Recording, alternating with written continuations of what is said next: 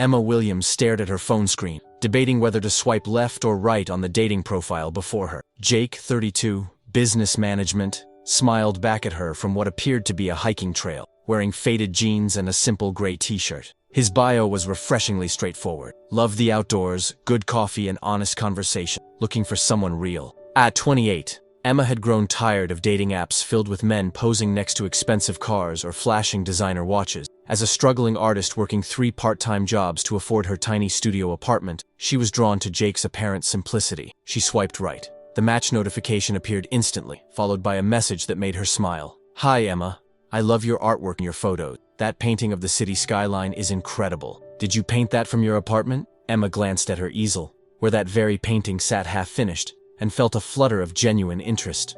Most guys on dating apps commented on her appearance, not her art. "Thank you. Yes. I painted it from my fire escape. Not the most comfortable studio, but the view is worth it," she typed back. Their conversation flowed naturally from art to travel to favorite coffee shops. Jake seemed genuinely interested in her thoughts, asking follow-up questions and sharing his own experiences. He mentioned loving small, independent cafes over chain stores, hiking on weekends, and having a job that kept him busy, but wasn't particularly exciting. "What kind of business management?" Emma asked during their 3rd day of messaging. "Corporate stuff, mostly. Pretty boring, honestly. I'd rather hear about your art. What inspires you?" Emma found his deflection charming rather than suspicious. Finally, a man who was more interested in her passions than talking about himself. When Jake suggested meeting for coffee at a small cafe in her neighborhood, Emma felt hopeful for the first time in months. Maybe dating apps could lead to something real after all. "I'll be the guy in the blue button-down, probably looking nervous," Jake texted. Emma laughed, already looking forward to meeting the man who seemed too good to be true. Chapter 2. First Impressions. Emma arrived at Bruin Books Cafe 5 minutes early, her stomach fluttering with first date nerves. She'd chosen her outfit carefully, a simple sundress and cardigan that looked effortless but flattering. Through the window, she spotted him immediately. Jake sat at a corner table, wearing the promised blue button-down with dark jeans. He was more handsome than his photos suggested, with kind eyes and an easy smile that reached them when he looked up and saw her. He stood immediately, and Emma noticed he moved with a natural confidence that seemed at odds with his claimed nervousness. "Emma?" His voice was warm, with a slight nervousness that she found endearing. "That's me. You must be Jake." He pulled out her chair with old-fashioned courtesy that surprised her. Most guys her age had forgotten such gestures existed. "I took the liberty of ordering you a lavender latte," Jake said. "I remembered you mentioning it was your favorite, but if you'd prefer something else..." "No, that's perfect, thank you." Their conversation picked up where their texts had left off, flowing naturally from topic to topic. Jake was an excellent listener, asking thoughtful questions about her art, and seeming genuinely fascinated by her creative process. "I've always admired artists," he said, stirring his coffee absently. "The ability to create something beautiful from nothing. It's like magic. What about you? What do you create in business management?" Jake's expression flickered for just a moment before he smiled. "Mostly spreadsheets and meeting agendas. Nothing nearly as interesting as your work." Emma noticed he deflected personal questions about his job, but she attributed it to modesty or perhaps dissatisfaction with his career. She'd dated enough men who defined themselves entirely by their work to appreciate someone who seemed to have other interests. When Jake insisted on paying for both their drinks, Emma protested. "We can split it. I asked you out," Jake said simply. "Besides, it's just coffee." The gesture was sweet without being overwhelming, and Emma found herself hoping this wouldn't be their last date. As they walked out together, Jake asked, "Would you like to do this again? Maybe dinner next time?" "I'd like that," Emma replied, meaning it completely. Watching him walk away, Emma felt a warmth she hadn't experienced in months. Jake seemed genuine, kind, and refreshingly normal. Finally, she'd found someone who might be worth taking a chance on. Chapter 3. Building Trust. Over the next 3 weeks, Emma and Jake fell into an easy rhythm of dating that felt both exciting and comfortable. They met for dinner at small local restaurants where Jake always seemed to know the best dishes to order. He took her to a farmer's market on Saturday morning, where he bought ingredients for a picnic lunch they shared in the park. Emma was impressed by Jake's thoughtfulness and attention to detail. He remembered that she was lactose intolerant and always chose restaurants with good vegan options. He noticed when she mentioned being tired from working late and brought her favorite tea the next time they... "You're very observant," Emma commented one evening as they walked through the art district after visiting a gallery. "I pay attention to things that matter to me," Jake replied, his hand finding hers naturally. Their physical relationship was progressing slowly, which Emma appreciated. Jake seemed content with hand-holding and gentle kisses, never pushing for more than she was ready to give. It was a refreshing change from the aggressive pursuit she'd experienced with other men. "I like taking things slow," Jake had said when Emma mentioned appreciating his patience. "Good things are worth waiting for." The only thing that occasionally puzzled Emma was Jake's vagueness about his work and personal life. He never talked about family, rarely mentioned friends, and deflected most questions about his job with humor or subject changes. "Do you have siblings?" Emma asked one evening over dinner. "It's complicated," Jake replied, then immediately asked about her latest painting. Emma noticed these deflections but chose not to press. Everyone had topics they weren't ready to discuss, and she respected his privacy. Besides, Jake was so present and engaged when they were together that his mysterious past seemed less important than their developing connection. When Jake suggested a weekend trip to a nearby mountain town, Emma felt ready to take their relationship to the next level. "I know a great little bed and breakfast," Jake said. "Separate rooms, of course, unless you prefer otherwise." Emma blushed but felt a thrill of anticipation. "Separate rooms sounds perfect. I'll pick you up Friday evening," Jake promised. "Pack something warm. Mountain nights can be chilly." As Emma planned what to pack, she felt grateful to have found someone who seemed to understand the value of building something real, slowly and carefully. Chapter 4. The Revelation. Friday evening arrived with Emma packed and excited for their first weekend away together. She'd chosen her outfit carefully: comfortable jeans, a soft sweater, and her favorite boots. Her overnight bag contained clothes for hiking and a nice dress for dinner, along with art supplies in case inspiration struck. When her phone buzzed with a text from Jake, Emma expected details about pickup time. "Running a few minutes late. Meet me at the private aviation terminal at Westfield Airport instead of your apartment. Gate 7. Can't wait to see you." Emma stared at the message, confusion washing over. "Private aviation terminal?" She texted back. "I think there might be a mistake. Are we driving to the mountains? Trust me, you'll love it. See you soon." Against her better judgment, Emma called a rideshare to the airport. Maybe Jake had surprised her with tickets on a small commercial flight to a mountain resort. It was extravagant for someone in business management, but perhaps he'd been saving up. The private aviation terminal was unlike anything Emma had ever seen. Sleek glass and marble surfaces, leather seating areas, and an atmosphere of quiet luxury that made her feel underdressed in her casual clothes. Emma Williams, a woman in an elegant uniform, approached her. "Mr. Harrison is waiting for you on the tarmac." "Mr. Harrison, I'm looking for Jake. Right this way, please." Emma followed, her confusion growing with each step. Through the large windows, she could see a gleaming white private jet, its engines already running. Standing beside it in an expensive-looking navy suit was Jake, except he looked different. More polished, more commanding, more wealthy. As Emma walked onto the tarmac, Jake turned and smiled, but she could see nervousness in his eyes that hadn't been there during their casual coffee dates. "Emma, I can explain. Who are you?" Emma's voice came out smaller than she intended. Jake ran a hand through his hair, a gesture she recognized but which now seemed calculated rather than nervous. "My name is Jake Harrison. I'm the CEO of Harrison Enterprises." The name hit Emma like a physical blow. Harrison Enterprises, the tech conglomerate worth billions, constantly in the news for major acquisitions and innovations.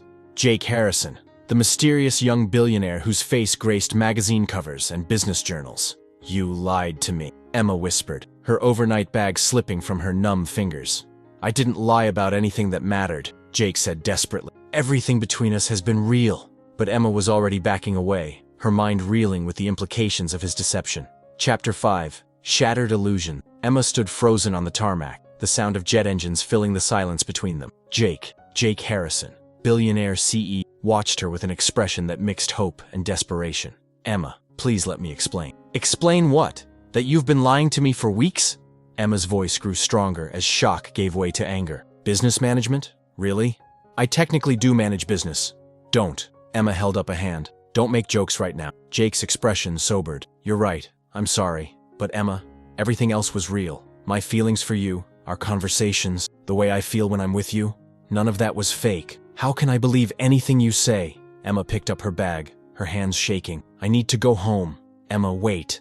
Let me take you home. We can talk on your private jet?" "No, thank you. I'll find my own way." Jake stepped closer, his voice urgent. "At least let me explain why I didn't tell you. It's not what you think." Despite her anger, Emma found herself hesitating. The man standing before her was clearly Jake. The same kind eyes, the same gentle voice, the same way of looking at her like she was the most important person in the world. But he was also a stranger, someone whose wealth and power she couldn't even comprehend. I've been lied to about money before, Emma said quietly. My ex-boyfriend hid his gambling debts until I was almost evicted because he'd stolen my rent money. I swore I'd never let someone deceive me about finances again. Jake's face fell. Emma, I would never. You already did. You let me pay for my own coffee while you probably make more in an hour than I make in a year. You let me worry about splitting dinner checks while you own a private jet.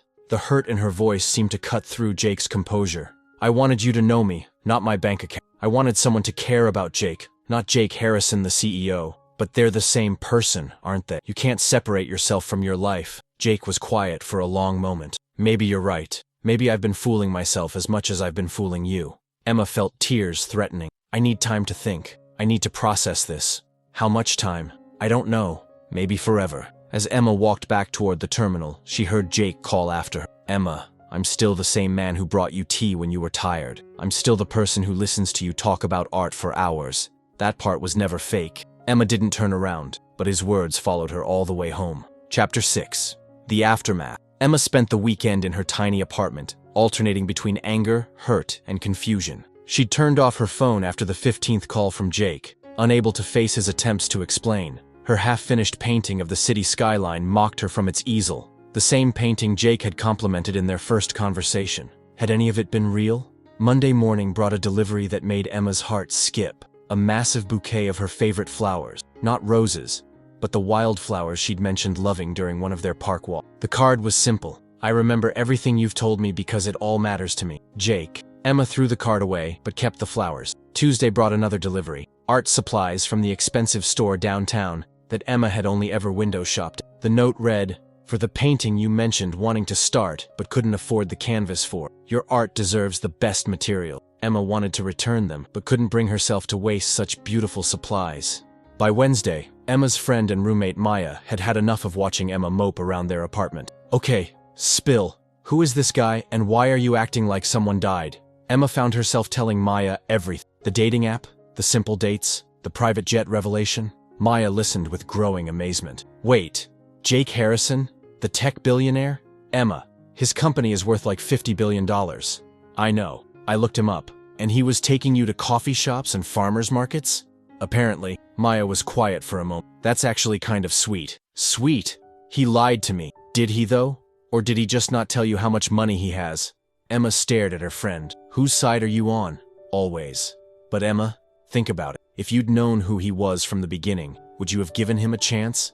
The question hit Emma harder than she expected. She thought about her reaction to men who flashed wealth on dating apps. Her automatic assumption that rich guys were arrogant or only interested in trophy girlfriends. That's not the point, Emma said weakly. Isn't it? Maybe he was protecting something real by not telling you. Maybe he was protecting you both. That night, Emma lay awake thinking about Maya's words and remembering every moment she'd shared with Jake. The way he'd listened to her talk about her art. How he'd remembered her favorite tea. The genuine interest in his eyes when she'd explained her creative process. Had she been too quick to judge? Or was she just making excuses for someone who had fundamentally deceived? Chapter 7. Unexpected Encounter. Emma was leaving her shift at the bookstore Thursday evening when she spotted a familiar figure across the street. Jake stood outside the coffee shop where they'd had their first date, looking uncertain and somehow smaller than she remembered. He was wearing jeans and the same gray t-shirt from his dating profile, and Emma realized he'd dressed down deliberately. Even his posture was different, less commanding, more vulnerable. Their eyes met across the street, and Emma felt her carefully constructed anger waver. Jake raised his hand in a tentative wave but didn't approach. Instead, he pointed to the coffee shop and mouthed, "Please?" Against her better judgment, Emma found herself crossing the street. "Thank you for coming over," Jake said quietly as she approached. "I wasn't sure you would. I'm not sure why I did." They stood in awkward silence for a moment before Jake spoke again. "I know you probably don't want to hear this, but I miss you. I miss talking to you, hearing about your day, seeing your face light up when you talk about your art. Jake, I know I messed up. I know I should have told you sooner. But Emma, I've never had anyone care about me the way you did. Not Jake Harrison, the CEO, just me." Emma studied his face, seeing the same kindness that had drawn her to him initially. "How do I know what's real with you? How do I know this isn't just another performance?" Jake was quiet for, "Do you want to know why I really didn't tell you?" Emma nodded. "Because the last woman I dated seriously, before I met you, sold our private conversations to a tabloid. She recorded me talking about business deals and personal family issues. I found out when the story hit the front page.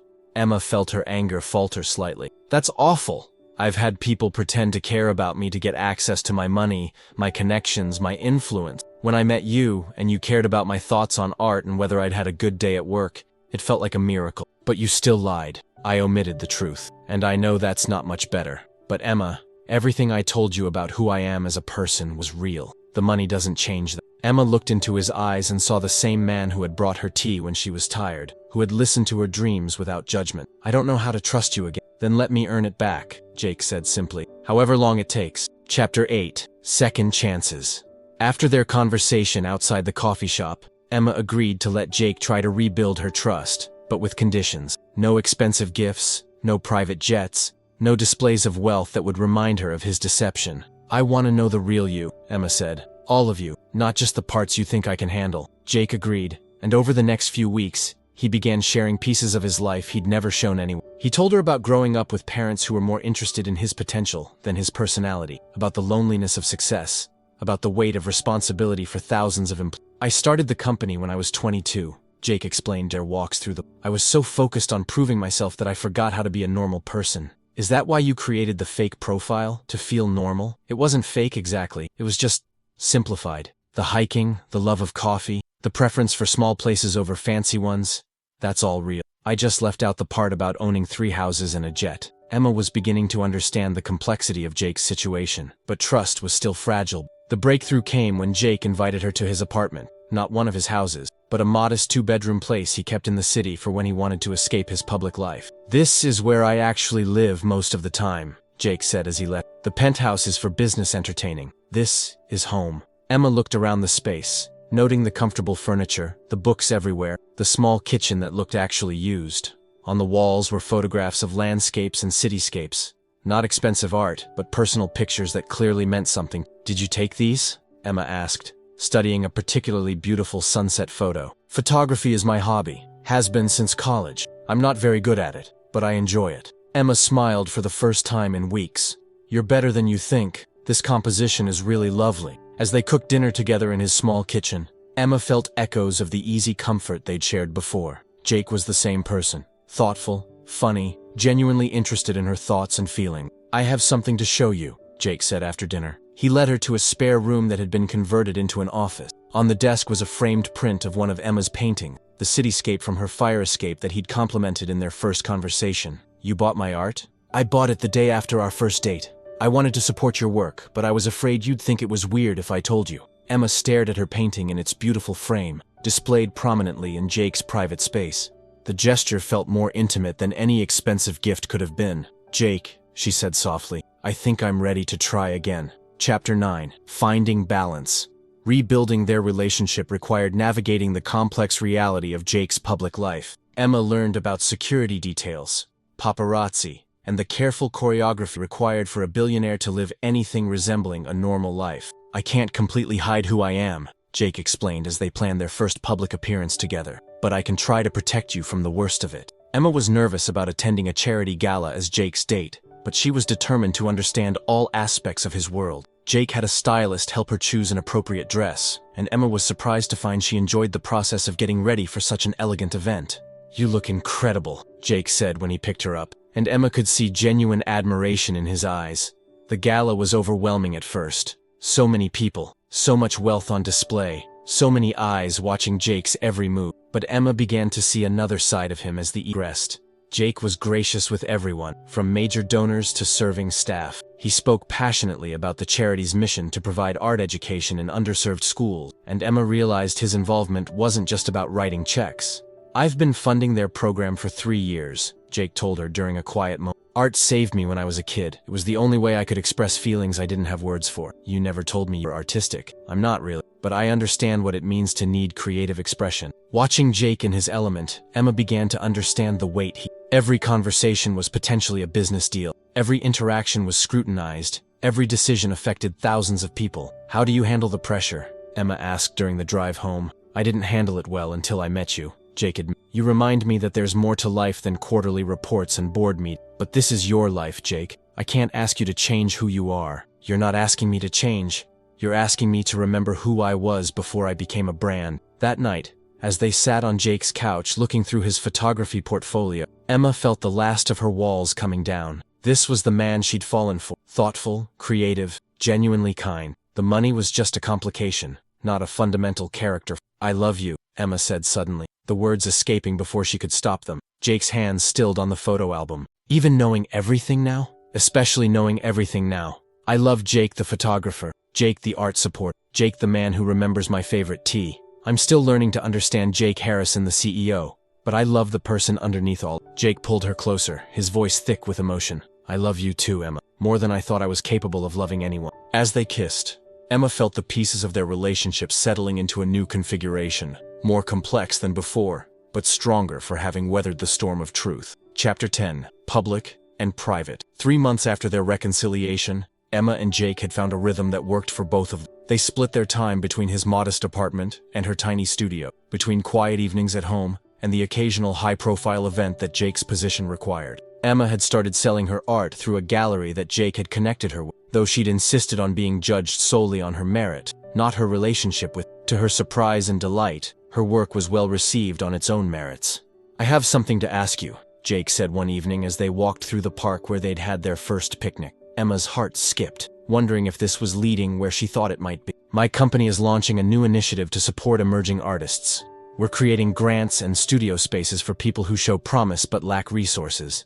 I want you to help me design the program." Emma stopped walking. "Jake, I can't take a job from you. People will say a lot of things no matter what we do. But Emma, you understand what struggling artists need because you've lived. You know the difference between real support and empty gestures." Emma considered his proposal. It would mean working closely with Jake, blending their professional and personal lives in a way that felt both exciting and terrifying. "What would my role be exactly?" "Program director. You'd have full autonomy to design the application process, select recipients, and oversee the program. I'd just be the guy who signs the checks." "And if we break up, what happens to the program then?" Jake's expression grew serious. "Emma, I'm not planning on breaking up with you, ever. But if something happened between us, the program would continue. This isn't about our relationship, it's about your vision and expertise."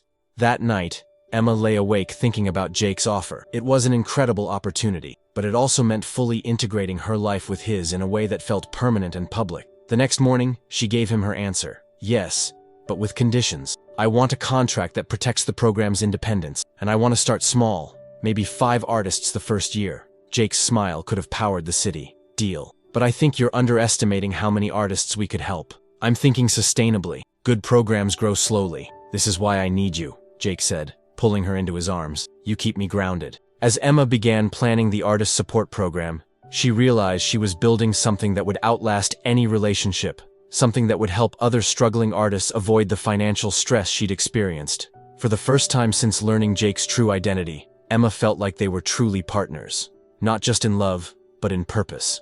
Chapter 11. Growing Together. The Artist Grant Program launched 6 months later to significant media attention. Emma found herself giving interviews and speaking at events, representing not just the program, but also serving as an example of the kind of artist they hoped to support. Emma Williams, program director and accomplished artist in her own right, brings first-hand experience to this initiative, the press release read, and Emma felt proud to be defined by her own achievements rather than just her relationship with Jake. The first group of grant recipients included a sculptor who worked with recycled materials, a muralist who focused on community healing, and a digital artist exploring themes of identity and technology. Emma worked closely with each artist, providing not just funding but mentorship and emotional support. "You're a natural at this," Jake observed after watching Emma lead a workshop for the grant recipient. "You should consider expanding the program internationally." "Slow down, Mr. Billionaire," Emma laughed. "Let's see how year 1 goes first."